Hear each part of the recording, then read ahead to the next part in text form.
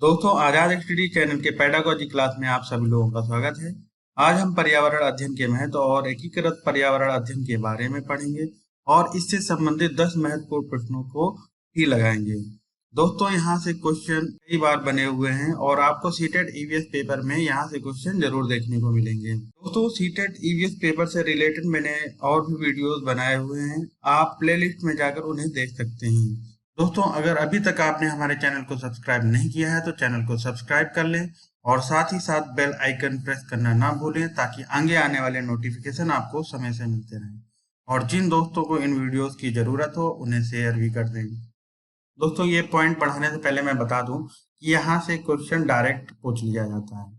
ये पूछ लिया जाता है क्वेश्चन में कि पर्यावरण अध्ययन का जो विषय क्षेत्र जो रखा गया है वो प्राथमिक स्तर में क्या है। यह पूछ लेता है कि कक्षा 3 से 5 में जो विषय क्षेत्र क्या है जो संकलित करता है, यानी पर्यावरण अध्ययन के जो विषय क्षेत्र हैं उनसे संबंधित डायरेक्ट क्वेश्चन पुट अप हो जाते हैं।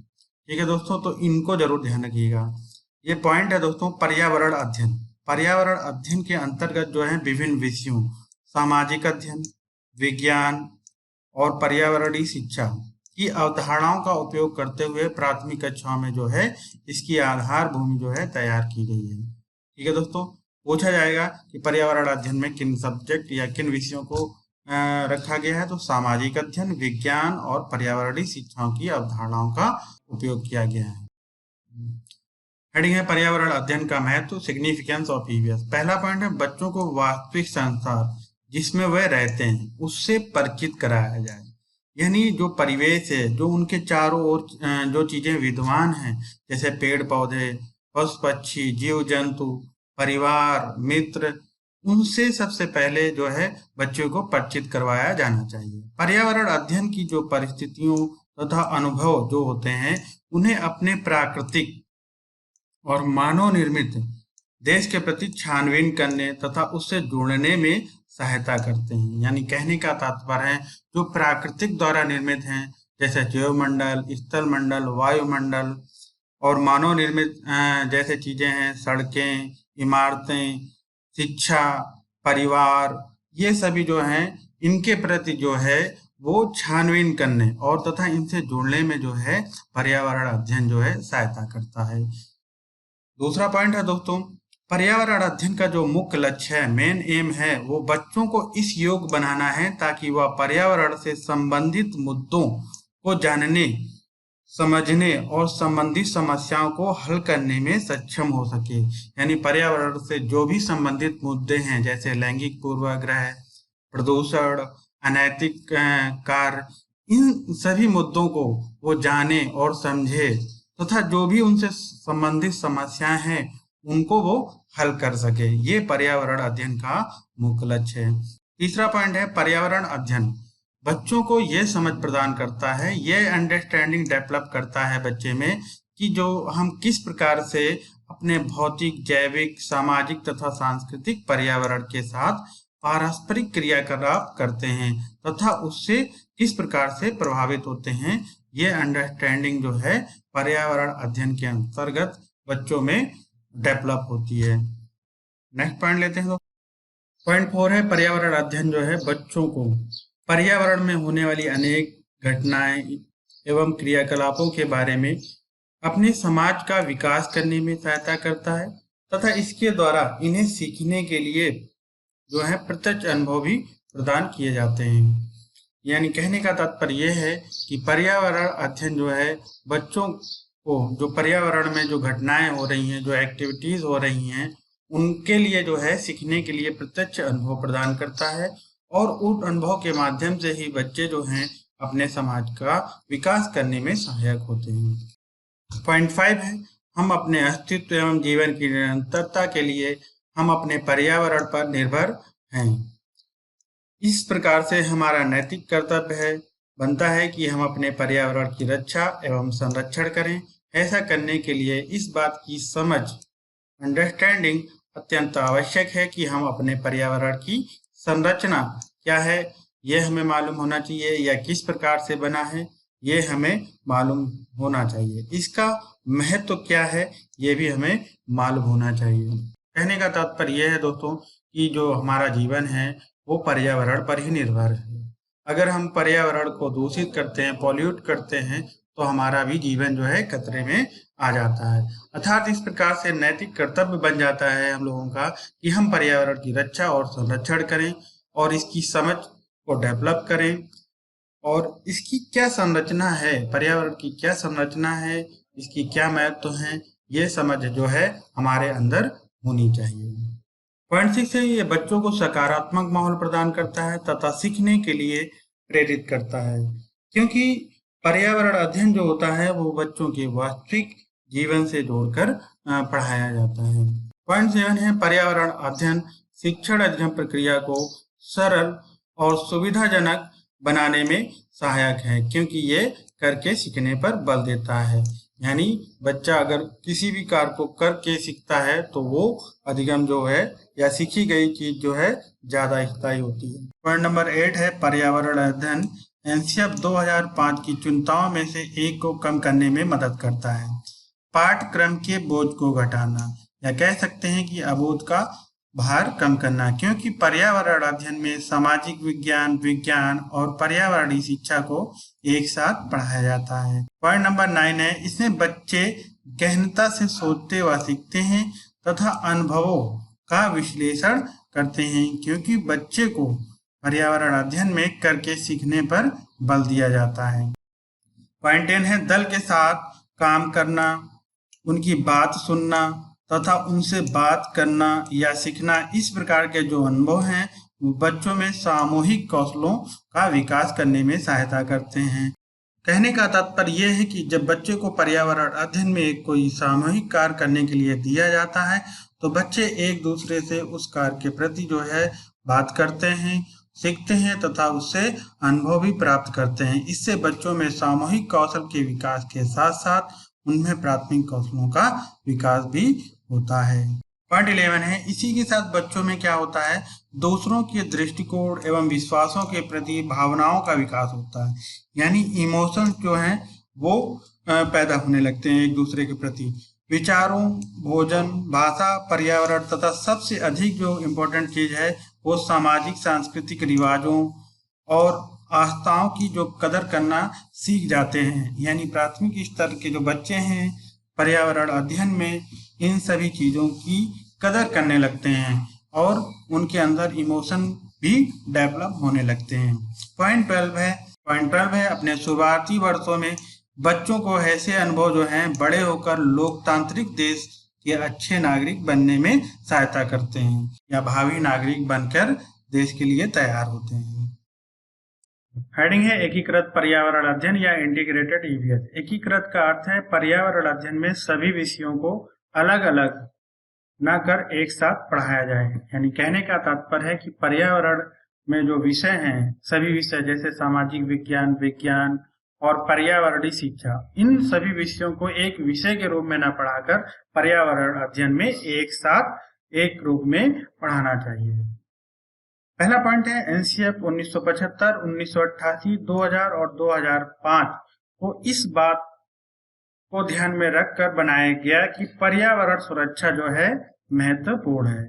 यानी राष्ट्रीय पाठचर्या की रूपरेखा में यह बताया गया या यह ध्यान रखकर बनाई गई कि पर्यावरण सुरक्षा जो है महत्वपूर्ण है। दूसरा पॉइंट है, राष्ट्रीय शिक्षा नीति 1986 या नेशनल एजुकेशन पॉलिसी 1986 में पर्यावरण के बचाव को केंद्र में ही रखकर राष्ट्रीय पाठचर्या के विकास की बात कही गई। यानी जो एनसीएफ 1975, 1988, 2000, 2005 में बात कही गई वही बात राष्ट्रीय शिक्षा नीति 1986 ने भी कही कि पर्यावरण के बचाव को केंद्र में ही रखकर जो है राष्ट्रीय पाठचर्या की रूपरेखा तैयार की जाए। पॉइंट 3 है, राष्ट्रीय स्तर पर एनसीईआरटी द्वारा विकसित पाठचर्या, इस बात पर ध्यान देने पर विशेष बल दिया गया। यानी जो एनसीईआरटी के द्वारा पाठचर्या बनाई गई वो भी पर्यावरण के बचाव को केंद्र में ही रखकर बनाई गई। नेक्स्ट पॉइंट लेते हैं। पॉइंट 4 है, एनसीएफ 1975 के अनुसार पर्यावरण अध्ययन को प्राथमिक स्तर पर एक एकल विषय, एक सिंगल सब्जेक्ट के रूप में पढ़ाया जाना चाहिए। यह अवधारणा प्रस्तुत की गई और बताया गया कि प्रथम 2 वर्ष में जो कक्षा 1 और 2 में जो ईवीएस पढ़ाई जाएगी वो प्राकृतिक और सामाजिक वातावरण को एक साथ या एक रूप में पढ़ाई जाएगी। और कक्षा 3 से 4 में सामाजिक अध्ययन और सामान्य विज्ञान के लिए जो है वो ईवीएस पार्ट 1 और ईवीएस पार्ट 2 के रूप में अलग से होंगे या अलग से पढ़ाए जाएंगे। ये जो है एनसीईआरटी 1975 में बताया गया। यही दृष्टिकोण जो है पर्यावरण अध्ययन के लिए प्राथमिक स्तर पर जो है राष्ट्रीय शिक्षा नीति 1986 और एनसीईआरटी 1988 ने प्रस्तुत की कि कक्षा 1 और 2 में जो है प्राकृतिक और सामाजिक वातावरण के रूप में जो है पर्यावरण अध्ययन पढ़ाया जाए, और कक्षा 3 से 4 में जो है सामाजिक अध्ययन और सामान्य विज्ञान के लिए जो है ईवीएस पार्ट 1 और ईवीएस पार्ट 2 के रूप में जो है पढ़ाया जाए। हेडिंग है राष्ट्रीय पाठ्यचर्या की रूपरेखा 2000 या एनसीईआरटी 2000। एनसीईआरटी 2000 ने पहली बार सुझाव दिया कि विभिन्न विषयों के जो विचार हैं या विचारों और अवधारणाओं को एकीकृत किया जाए, एक साथ पढ़ाया जाए, जैसे कि भारत की संस्कृति, विरासत, पर्यावरण की सुरक्षा, परिवार प्रणाली, कानूनी साक्षरता, मानव अधिकार शिक्षा और वैज्ञानिक सोच का पोषण जो है, ये सब जो है जो इनसे संबंधित विचार हैं या अवधारणाएं हैं उनको एक साथ एक रूप में एकीकृत करके पढ़ाया जाए। एनसीईआरटी 2000 ने पहली बार पर्यावरण अध्ययन को कक्षा 3 से 5 क्लास 3rd to 5th में सामाजिक अध्ययन और विज्ञान के रूप में अलग अलग ना कर एकीकृत एक साथ एक रूप में पढ़ाने की सिफारिश की। कक्षा 1 और 2 में क्लास 1st to 2nd में इसे पाठ्यक्रम के अलग विषय के रूप में नहीं रखकर, यानी इसको अलग विषय के रूप में नहीं रखकर इसे भाषा और गणित विषयों के साथ एकीकृत कर पढ़ाने के लिए कहा गया। यानी इसमें एनसीईआरटी 2000 में ये कहा गया कि पर्यावरण अध्ययन को कक्षा 3 से 5 में सामाजिक अध्ययन और विज्ञान के रूप में पढ़ाया जाए, और कक्षा 1 और 2 में जो है भाषा और गणित के विषयों को एक साथ करके पढ़ाया जाए। यहाँ पे दोस्तों ये ध्यान रखिएगा कि एनसीईआरटी 2000 में सिर्फ पढ़ाने की सिफारिश की गई है, एकीकृत रूप में पढ़ाया नहीं जा रहा है। ठीक है दोस्तों, नेक्स्ट पॉइंट हेडिंग है राष्ट्रीय पाठ्यचर्या की रूपरेखा 2005 या एनसीईआरटी 2005। एनसीईआरटी 2005 में प्राथमिक कक्षाओं में पर्यावरण अध्ययन को एकीकृत रूप में ही सशक्त रूप से पढ़ाने पर बल दिया गया है। यानी प्राथमिक कक्षाएं 3 से 5 में जो पर्यावरण अध्ययन को सामाजिक अध्ययन और विज्ञान के रूप में पढ़ाने के लिए जो है जोर दिया गया, और कक्षा 1 और 2 में पर्यावरण अध्ययन को भाषा और गणित के माध्यम से पढ़ाने की संस्तुति दे दी गई, जो कि एनसीईआरटी 2000 में पर्यावरण अध्ययन को भाषा और गणित के माध्यम से कक्षा 1 और 2 में पढ़ाने की सिफारिश की गई थी। लेकिन हेडिंग है राष्ट्रीय पाठ्यचर्या की रूपरेखा 2005 या एनसीईआरटी 2005। एनसीईआरटी 2005 में प्राथमिक कक्षाओं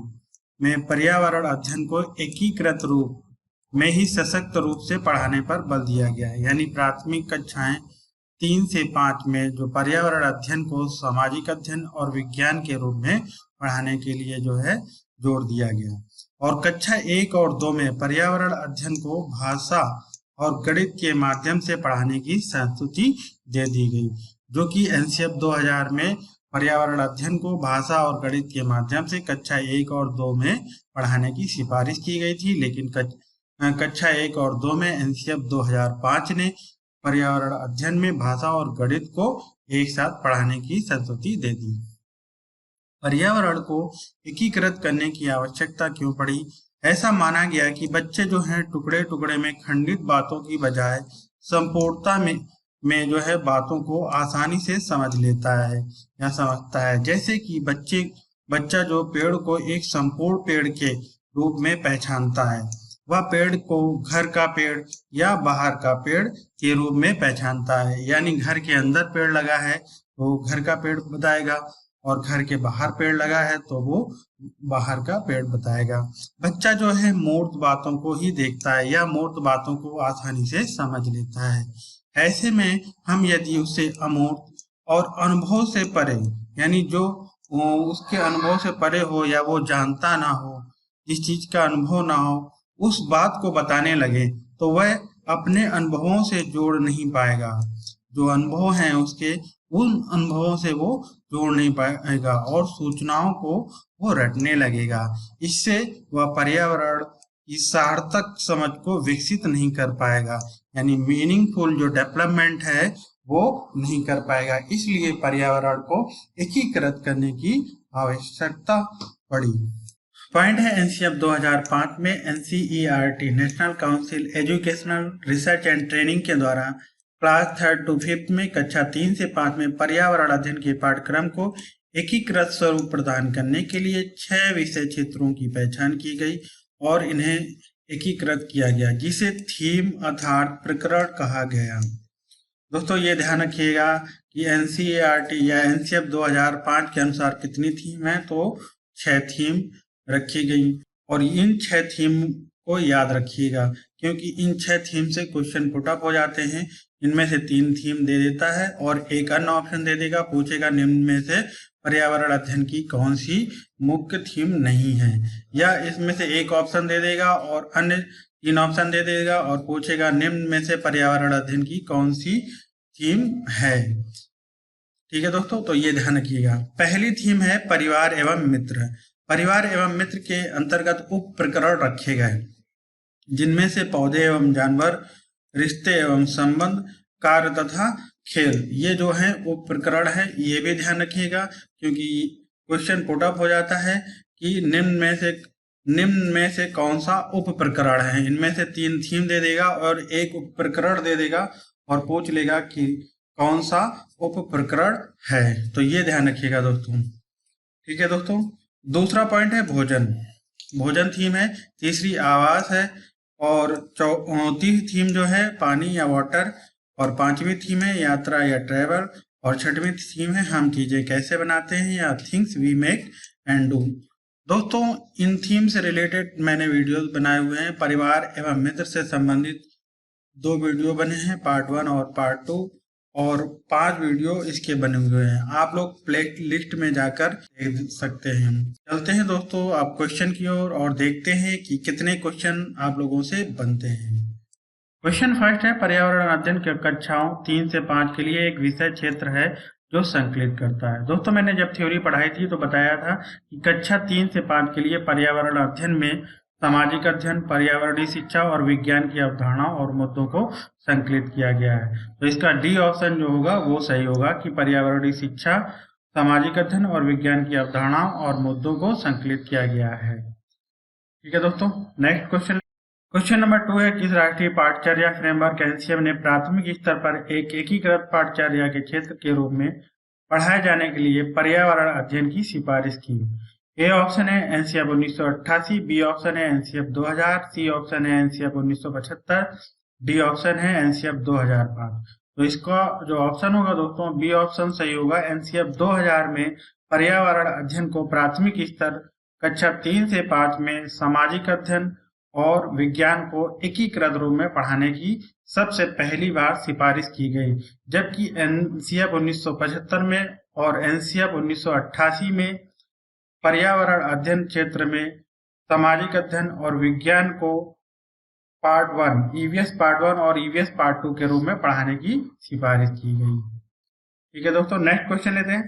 क्वेश्चन नंबर 3 है, निम्नलिखित में से क्या पर्यावरण अध्ययन के संदर्भ में सही है? ए ऑप्शन है 2, 3 और 5 की कक्षाओं के लिए पर्यावरण अध्ययन से जुड़े मुद्दों को भाषा और गणित के माध्यम से पढ़ाया जाता है। दोस्तों ये ऑप्शन गलत होगा, क्योंकि कक्षा 1 और 2 में पर्यावरण अध्ययन को भाषा और गणित के माध्यम से पढ़ाया जाता है। बी ऑप्शन देखते हैं, 1 से 2 तक की कक्षाओं के लिए पर्यावरण अध्ययन से जुड़े मुद्दों को विज्ञान और सामाजिक विज्ञान के द्वारा पढ़ाया जाता है। दोस्तों ये भी गलत होगा, क्योंकि कक्षा 1 और 2 में जो है पर्यावरण अध्ययन को भाषा और गणित के माध्यम से पढ़ाया जाता है। ऑप्शन सी है, पर्यावरण अध्ययन एक विषय है जो 1 से 5 तक कक्षाओं में पढ़ाया जाता है। दोस्तों ये ध्यान रखिएगा कि पर्यावरण अध्ययन जो है कक्षा 1 और 2 में भाषा और गणित के माध्यम से पढ़ाया जाता है, और कक्षा 3 से 5 तक जो है वो सामाजिक अध्ययन और विज्ञान को एकीकृत रूप में पढ़ाया जाता है। तो ये भी ऑप्शन गलत होगा। डी ऑप्शन कक्षा 1 और 2 तक की कक्षाओं के लिए भाषा और गणित के माध्यम से पर्यावरण अध्ययन पढ़ाया जाता है। तो ये डी ऑप्शन सही होगा कि कक्षा 1 और 2 में जो पर्यावरण अध्ययन है वो भाषा और गणित के माध्यम से पढ़ाया जाता है। नेक्स्ट क्वेश्चन लेते हैं। क्वेश्चन नंबर 4 है, पर्यावरण अध्ययन में संकल्पनाओं और मुद्दों को विज्ञान और सामाजिक विज्ञान विषय के रूप में नहीं रखा गया है। यानी जो कॉन्सेप्ट्स हैं और जो इशूज हैं उनको विज्ञान और सामाजिक विज्ञान के एक सब्जेक्ट के रूप में नहीं रखा गया है। क्यों नहीं रखा गया है ये बताना है। ए ऑप्शन है, इस आयु वर्ग के बच्चे जो हैं अपने परिवेश को समग्र रूप में देखते हैं। तो दोस्तों ए ऑप्शन सही होगा, क्योंकि इस आयु के जो वर्ग के बच्चे होते हैं जो परिवेश से संबंधित आसपास की सभी चीजों को जैसे जीव जंतु पेड़ पौधे को समग्र रूप से देखते हैं। ठीक है दोस्तों, नेक्स्ट क्वेश्चन लेते हैं। क्वेश्चन नंबर 5 है, पर्यावरण अध्ययन के संदर्भ में बोझ के बिना सीखना क्या बताता है। ए ऑप्शन है, ईवीएस पाठ्य पुस्तकों में अध्यायों की कम संख्या। बी ऑप्शन है, अबोध का भार कम करने की जरूरत। दोस्तों बी ऑप्शन सही होगा, अबोध का भार कम करने की जरूरत, क्योंकि पर्यावरण अध्ययन में जो है सामाजिक अध्ययन और विज्ञान विषयों को जो है एकीकृत रूप में पढ़ाया जाता है, जिससे अबोध का भार जो है कम हो जाता है। क्योंकि सामाजिक अध्ययन में इतिहास, भूगोल और अर्थशास्त्र इन सभी विषयों को एक साथ करके सामाजिक अध्ययन में पढ़ाया जाता है, और विज्ञान में भौतिक विज्ञान, रसायन विज्ञान और जीव विज्ञान इन विषयों को एक साथ करके विज्ञान में पढ़ाया जाता है। और इन दोनों विषयों को सामाजिक अध्ययन और विज्ञान को एक साथ करके पर्यावरण अध्ययन में पढ़ाया जाता है। यानी बोझ के बिना सीखना, लर्निंग विदाउट बर्डन। ये ऑप्शन जो है बी ऑप्शन जो है वो सही होगा। नेक्स्ट क्वेश्चन लेते हैं दोस्तों। क्वेश्चन नंबर 6 है, पर्यावरण अध्ययन के पाठ्यक्रम जिसे 6 उपविषयों के चतुर्थिक निर्मित किया गया है में पौधे और पशु को जानबूझकर परिवार और मित्र उपविषय के अंतर्गत सम्मिलित किया गया है। यानी परिवार और मित्र के एक उपविषय के रूप में पौधे और पशु को सम्मिलित किया गया है। इसके लिए निम्नलिखित में से एक कारण को छोड़कर शेष सभी कारण हो सकते हैं। वह कारण कौन सा है, देखते हैं दोस्तों। ए ऑप्शन है, सामाजिक और सांस्कृतिक संदर्भ में पौधे और पशुओं के स्थान निर्धारित करने में विद्यार्थियों की सहायता करना। तो दोस्तों ये जो है कारण है परिवार और मित्र में उप विषय के रूप में जो पौधे और पशुओं को शामिल किया गया है, ये एक उनमें से कारण है। और हमें बताना है कि एक कारण को छोड़कर, यानी एक कारण कौन सा इनमें से नहीं है वो बताना है। ठीक है दोस्तों, बी ऑप्शन देखते हैं। इस बात को उभारना कि किस प्रकार जो है मनुष्य एक दूसरे से घनिष्ठ संबंधों का साझा करते हैं, यह भी एक कारण है। सी ऑप्शन देखते हैं दोस्तों। इस बात को उभारना कि किस प्रकार कुछ समुदायों के जीवन और आजीविकाएं विशेष पशुओं और पौधों से घनिष्ठ रूप से जुड़े होते हैं, यह भी एक कारण है दोस्तों। डी ऑप्शन देखते हैं। विद्यार्थियों को विज्ञान के दृष्टिकोण से पौधों और पशुओं को समझने में सक्षम बनाना। दोस्तों ये ऑप्शन सही नहीं है, यानी यह एक कारण नहीं है। अगर इस कारण को छोड़ दिए जाए तो सभी ए बी सी तीनों कारण हैं, क्योंकि पर्यावरण अध्ययन में वैज्ञानिक दृष्टिकोण या विज्ञान के दृष्टिकोण से ही पौधे और पशुओं को समझने में सक्षम नहीं बनाना है, बल्कि सामाजिक अध्ययन और विज्ञान विषयों को एकीकृत रूप से किया गया है, ताकि बच्चों में पौधे और पशुओं को समझने में सक्षम बनाया जा सके। ठीक है दोस्तों, नेक्स्ट क्वेश्चन। क्वेश्चन नंबर 7 है, पर्यावरण अध्ययन की अंतः विषयी प्रकृति पर्यावरणीय मुद्दों को खालिस्तान है द्वारा संबोधित करती है। ए ऑप्शन है, सामाजिक विज्ञान और पर्यावरण शिक्षा की विषय वस्तु और पद्धति के प्रयोग के द्वारा। बी ऑप्शन है, विज्ञान की विषय वस्तु और पद्धति के प्रयोग के द्वारा। सी ऑप्शन है, विज्ञान, सामाजिक विज्ञान और पर्यावरणीय शिक्षा की विषय वस्तु और प्रयोग के पद्धति के द्वारा। दोस्तों सी ऑप्शन सही होगा, क्योंकि पर्यावरण अध्ययन की जो अंतर विषय प्रकृति है वो पर्यावरणीय मुद्दों को विज्ञान, सामाजिक विज्ञान और पर्यावरणीय शिक्षा की विषय वस्तु और पद्धति के प्रयोग के द्वारा संबोधित करती है। नेक्स्ट क्वेश्चन लेते हैं दोस्तों। क्वेश्चन नंबर 8 है, पर्यावरण अध्ययन के पाठ्यक्रम में उप विषयों के स्थान पर थीम को प्रस्तावित किया गया है, क्यों। ए ऑप्शन है बच्चों को परिवेशी बोध में वृद्धि करने के लिए। बी ऑप्शन है बच्चों के स्थानीय परिवेश के मुद्दों से जुड़े हुए और अंतः संबंधित समझ के विकास के लिए। सी ऑप्शन है उप विषयों की तुलना में थीम आधारित पर्यावरण अध्ययन का संपादन आसान है। डी ऑप्शन है संदर्भ युक्त अधिगम परिवेश प्रदान करना। दोस्तों इसका जो ऑप्शन होगा वो बी नंबर सही होगा, क्योंकि बच्चे जो हैं, बच्चों के स्थानीय परिवेश के जो मुद्दे हैं जैसे जल प्रदूषण, वायु प्रदूषण, मृदा प्रदूषण, या कह सकते हैं जो भी लैंगिक पूर्वाग्रह हैं, रूढ़वादिता है, अनैतिक कार्य हैं, समानता हैं, असमानताएं हैं, ये जो परिवेशी मुद्दे हैं से जुड़े हुए और अंतः संबंधित या सामाजिक संचार के जो प्रति अंडरस्टैंडिंग डेवलप करने के लिए उप विषयों के स्थान पर थीम को पर्यावरण अध्ययन में प्रस्तावित किया गया है। इस प्रकार से ये जो बी ऑप्शन होगा वो बिल्कुल सही होगा। नेक्स्ट क्वेश्चन लेते हैं दोस्तों। क्वेश्चन नंबर 9 है, निम्नलिखित में से कौन सा पर्यावरण अध्ययन पाठ्यक्रम के सुझावित प्रकरणों का उप प्रकरण है? ए ऑप्शन है जानवर। दोस्तों ए ऑप्शन सही होगा। ये जो है परिवार और मित्र प्रकरण का एक उप प्रकरण है जानवर। ठीक है दोस्तों, जबकि बी सी डी जो है मुख्य थीमें हैं। हम चीजें कैसे बनाते हैं, परिवार और मित्र, भोजन, ये जो है मुख्य थीमें हैं। ठीक है दोस्तों, नेक्स्ट क्वेश्चन लेते हैं। क्वेश्चन नंबर 10 है, पर्यावरण अध्ययन पाठ्यक्रम में बच्चों की समग्र शिक्षा का कारण बन सकता है यदि यह है। ए ऑप्शन है एकीकृत, बी ऑप्शन है समावेशी, सी ऑप्शन है विषयगत, डी ऑप्शन है उपर्युक्त सभी। दोस्तों ये तीनों ऑप्शन सही होंगे, यानी जो ऑप्शन नंबर जो डी है वो बिल्कुल सही होगा, क्योंकि पर्यावरण अध्ययन जो है एकीकृत है, क्योंकि इसमें सामाजिक अध्ययन, विज्ञान और पर्यावरणीय शिक्षा को एकीकृत रूप से पढ़ाया जाता है। अगर पर्यावरण अध्ययन का पाठ्यक्रम समावेशी होगा, यानी सभी बच्चों को, जो निम्न स्तर वाले बुद्धि वाले बच्चे हैं या उच्च स्तर बुद्धि वाले बच्चे हैं या मध्यम स्तर बुद्धि वाले बच्चे हैं, सभी बच्चों को अगर समावेशी पाठ्यक्रम के अंतर्गत पढ़ाया जाएगा तो बच्चों की समग्र शिक्षा का विकास होगा। और अगर पर्यावरण अध्ययन का जो पाठ्यक्रम विषयगत है तो भी बच्चों की इस समग्र शिक्षा का जो है विकास होगा। ठीक है दोस्तों, अगर वीडियो पसंद आया हो दोस्तों तो लाइक, सब्सक्राइब और शेयर करें। मिलते हैं नेक्स्ट वीडियो में। जय हिंद, जय भारत।